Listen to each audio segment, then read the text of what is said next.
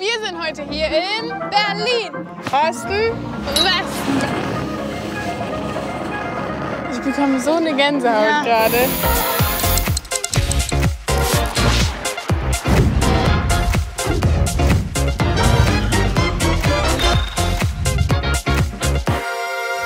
Wir sind heute hier in Berlin. Genau, und vor 30 Jahren stand hier einfach das hier. Einfach eine Mauer durch die Stadt. Und damals gab es sogar nicht nur ein, sondern zwei Deutschlands. Die Bundesrepublik Deutschland und die Deutsche Demokratische Republik. Seit 1990 gibt es die DDR nicht mehr, deswegen kennen wir beide uns gar nicht so gut aus. Aber das wollen wir heute ändern. Wir wollen so viel wie möglich über das Deutschland rausfinden, das wir nie erlebt haben. Dabei hilft uns dieser Kollege hier. Der Trabant oder Trabi wurde in der DDR gebaut und war heiß begehrt. Wer einen haben wollte, musste sich allerdings ein wenig gedulden. Bis zu 15 Jahre. Aber dazu später mehr. Okay, machen wir Schnick, Schnack, Schnuck, wer fährt?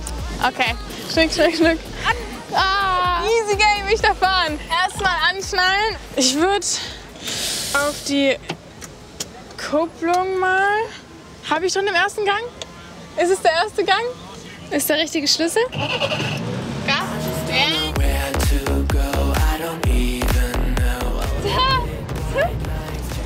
Wo muss ich lang? Warte. Lisa, ich muss es wissen. Jetzt geradeaus. Geradeaus. Holy moly. Erstens, erstmal, dass ich in Berlin Auto fahre und dann noch mit so einem Gefährt.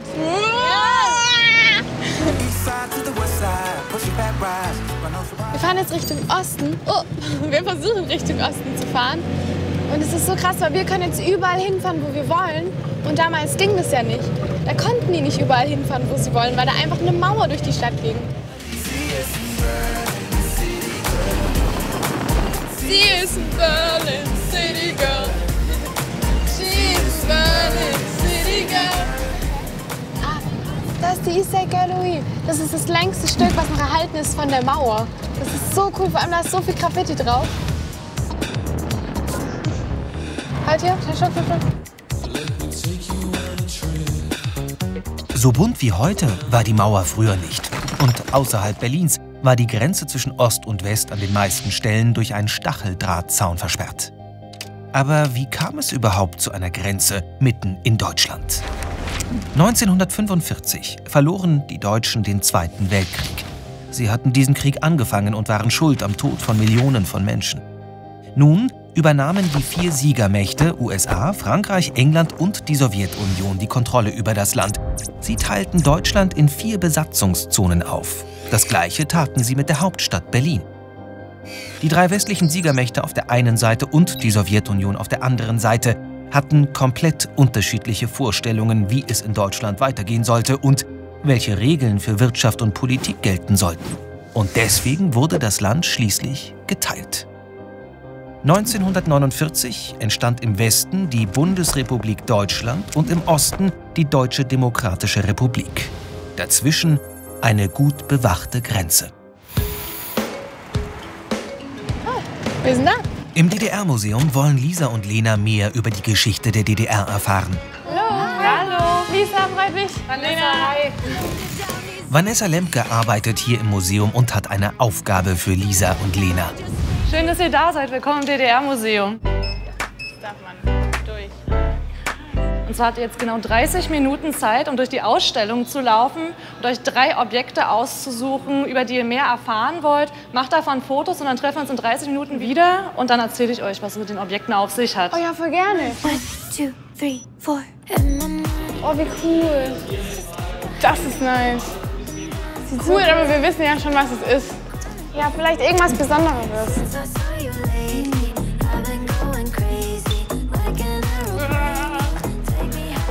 Wie cool. Fußball.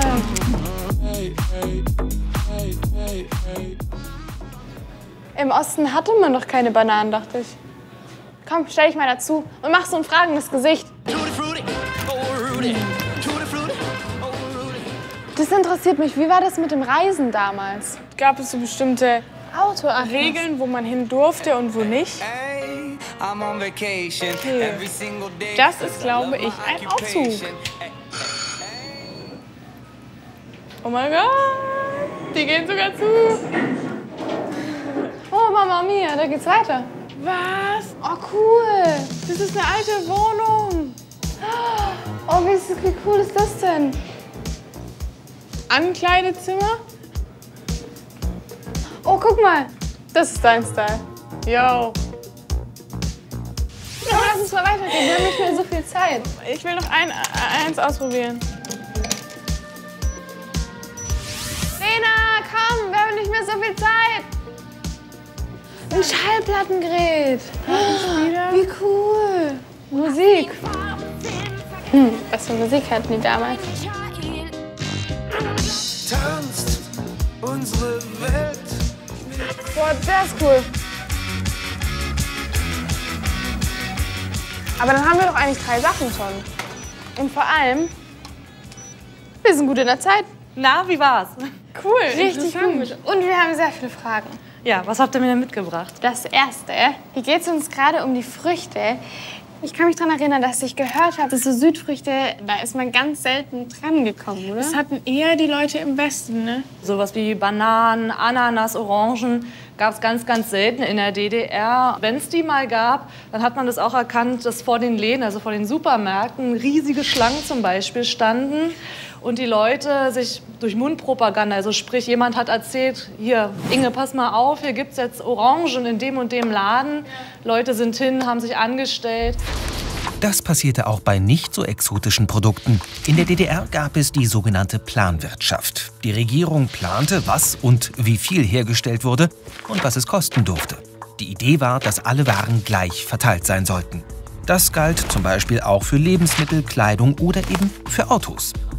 Teilweise wurde schon 5 Jahre im Voraus geplant. Aber es funktionierte nicht und so gab es oft nicht das, was die Menschen gerade kaufen wollten. Außerdem gab es nicht genug Rohstoffe für die Produktion. Auf einen Trabi musste man deshalb viele Jahre warten. In der Bundesrepublik gab es diese Probleme nicht. Hier entschieden die Unternehmen selbst, was und wie viel sie herstellen wollten. Da kommen wir zum zweiten Foto. Ja. Wie war das denn mit dem Reisen damals? Ich meine, ich glaube, Sie konnten auf jeden Fall schon in andere Länder reisen, aber halt nicht in alle. In welche konnten Sie denn reisen? Man muss ja wissen, so ganz grob gesagt, es gab den Osten, wozu auch die DDR gehört, und es gab den Westen, wo auch Westdeutschland, Großbritannien, Frankreich, die USA und so weiter zugehörten.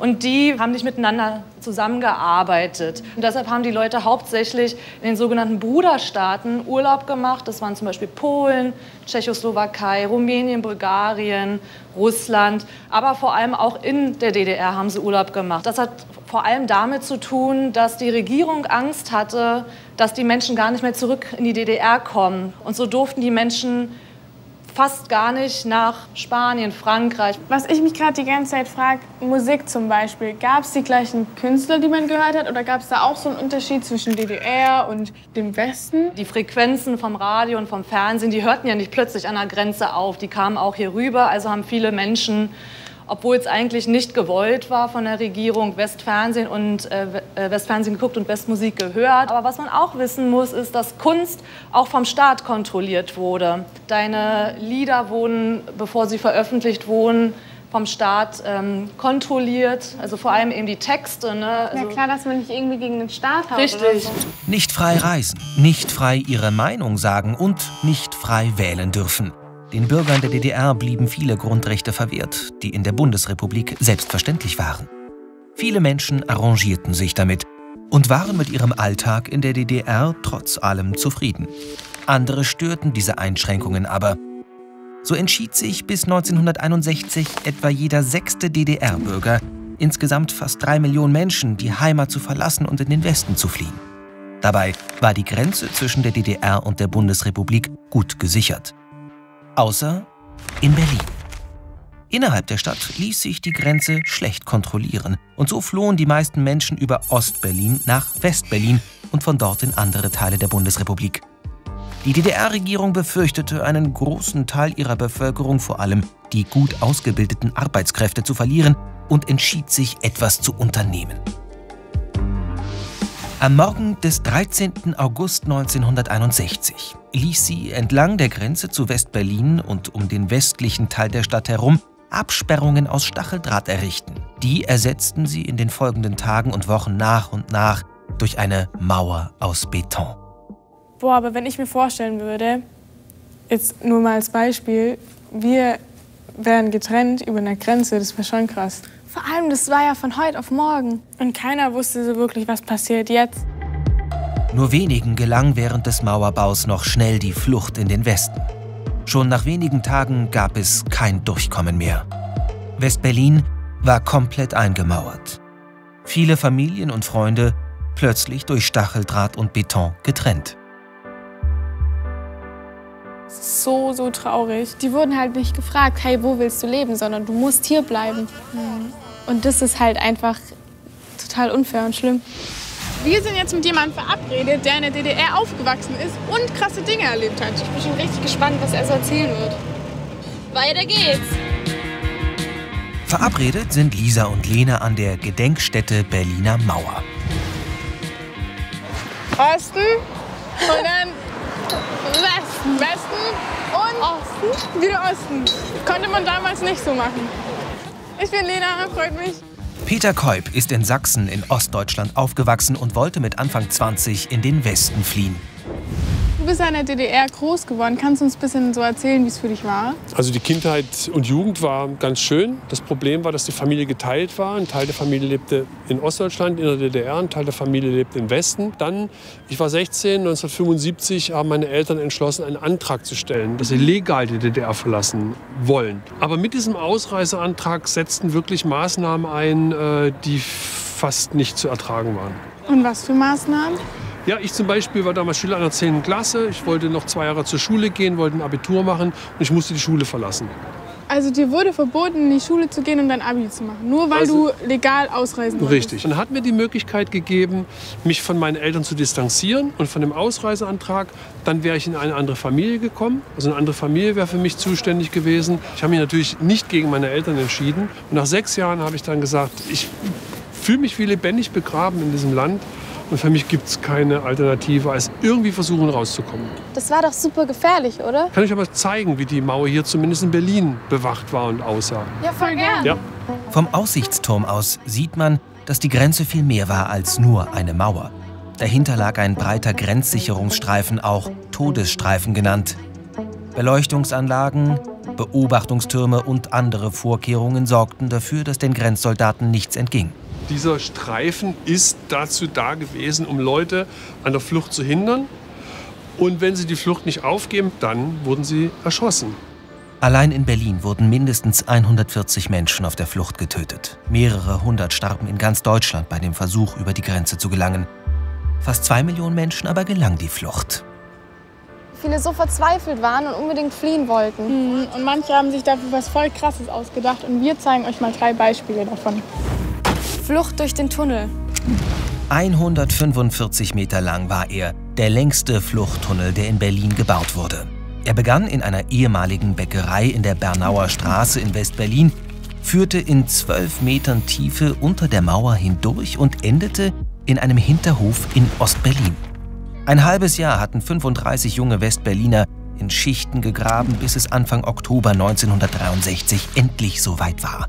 54 Erwachsene und 3 Kinder flohen durch den Tunnel in den Westen. Aber in der zweiten Fluchtnacht wurde der Tunnel verraten. Mit dem Surfbrett übers Wasser. Dirk Deckert und Carsten Klünder aus Ost-Berlin waren begeisterte Segler. Die beiden Freunde wollten die DDR verlassen und die Welt entdecken. Dafür nahmen sie ein großes Risiko in Kauf. Aus Styropor und Bauplanen bastelten sie Surfbretter. Damit starteten sie im November 1986 über die Ostsee Richtung dänische Küste. Auf dem Wasser verloren sich die beiden, aber die Flucht gelang. Nach etwa 4 Stunden landeten sie sicher in Dänemark und trafen sich einige Tage später in einem Aufnahmelager im Westen wieder. Flucht mit dem Ballon. Auch die Familien Wetzel und Strelzig wollten raus aus der DDR. Nur wie? Bilder von Heißluftballons brachten sie auf die zündende Idee. Mit einfachen Nähmaschinen nähten sie aus über 1000 Quadratmetern Stoff wochenlang einen riesigen Ballon. In einer Septembernacht 1979 hoben sie damit ab Richtung Westdeutschland. Schon nach einer knappen halben Stunde aber ging ihnen in 2000 Metern Höhe das Gas aus. Der Ballon sank schnell Richtung Erde.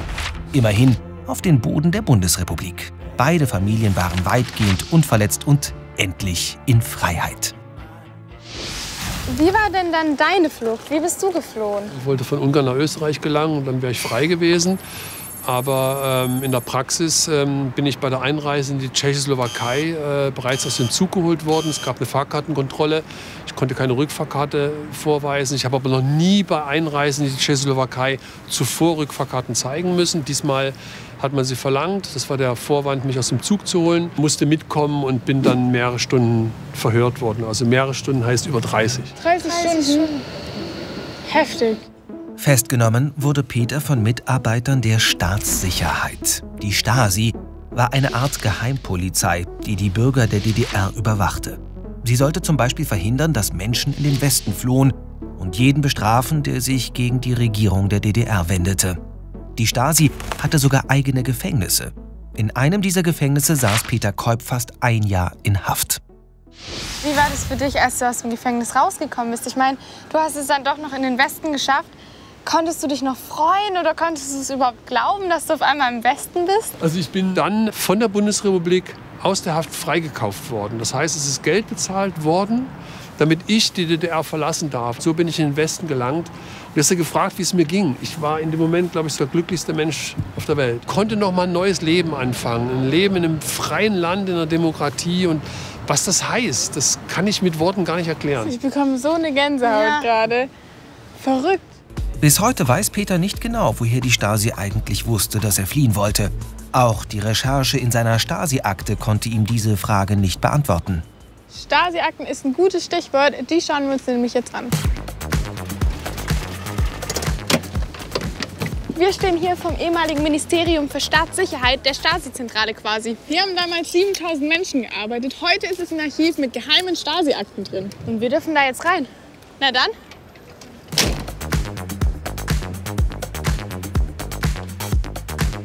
Aha, Eine neue Box. die kennen wir doch. Ich mach sie auf.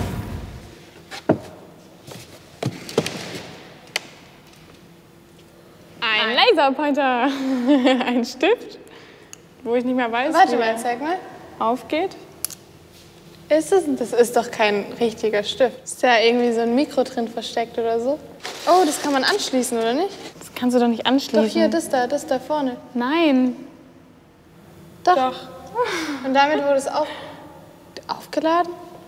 Nicht ganz. Im Stift steckt ein Mikrofon, das sich über das Kabel mit einem Aufnahmegerät verbinden ließ. Während die Stiftattrappe außen an die Jackentasche geklippt war, konnten Kabel und Aufnahmegerät in der Innentasche versteckt werden. So nahmen Stasi-Mitarbeiter unbemerkt Gespräche auf. Das war aber nur eine von vielen Spionagemethoden.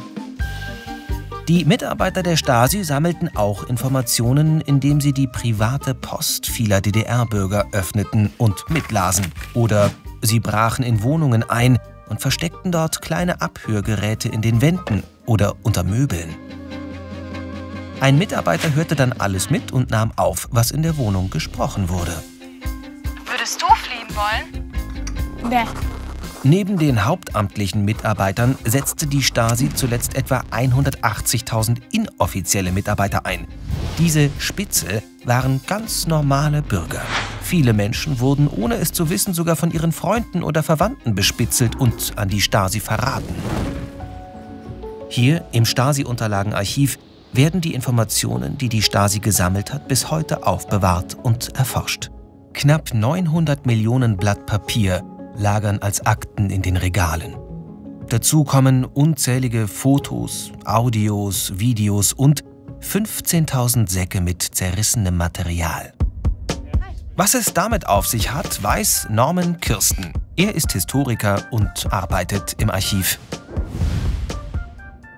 Ja, es Ende 1989 klar war, dass die DDR zusammenbrechen wird, verlor natürlich auch die Stasi immer weiter ihre Macht. Und der Stasi war daran gelegen, die Spuren ihres Handelns zu verwischen, weil die hatten diese Informationen zum Großteil unter Verletzung von Menschenrechten und auch unter Verletzung von DDR-Recht gesammelt. Und damit das niemand erfährt, haben sie die Unterlagen zuerst in kleine Schnipsel zerrissen und dann noch geschreddert und zum Schluss mit Wasser vermischt. Und dann entstand so ein Papierbrei. Hatte man gar keine Möglichkeit mehr, irgendwas...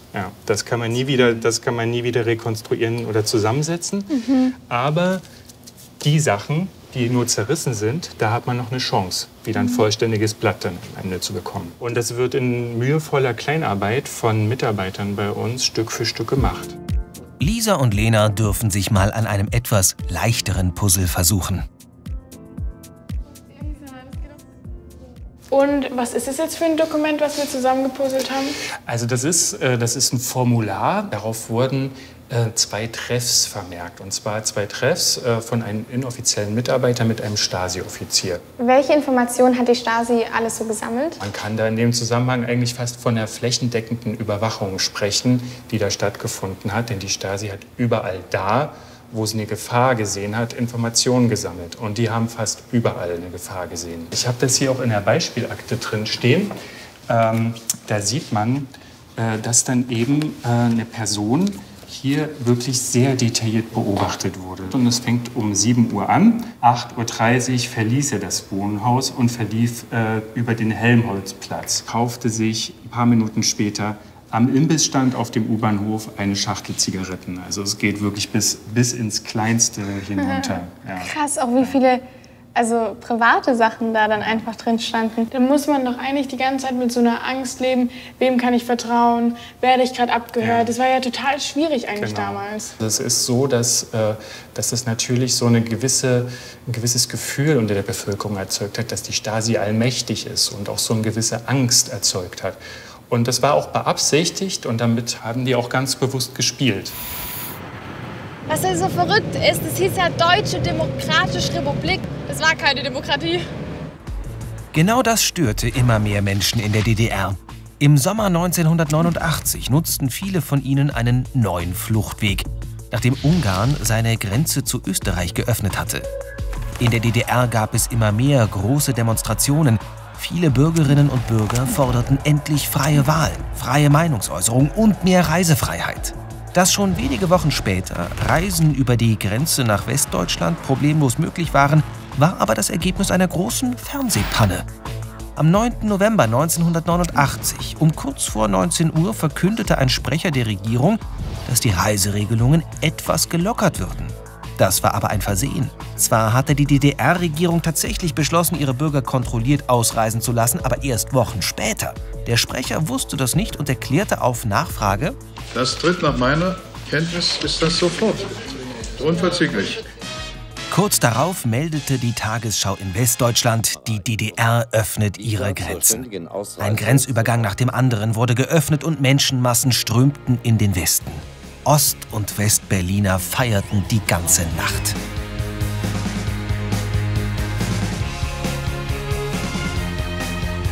Knapp ein Jahr später, am 3. Oktober 1990, wurde Deutschland ganz offiziell wieder ein Land. Wir hoffen, euch hat das Video gefallen. Wart ihr schon mal in Berlin und habt die Mauer gesehen? Welches Gefühl hattet ihr dabei? Und welcher Fakt von der DDR hat euch heute am meisten beeindruckt? Schreibt es in die Kommentare. Vergesst nicht, unseren Kanal zu abonnieren, dann verpasst ihr nicht die nächste Folge und lasst ein Like da. Bis zum nächsten Mal. Ciao, ciao.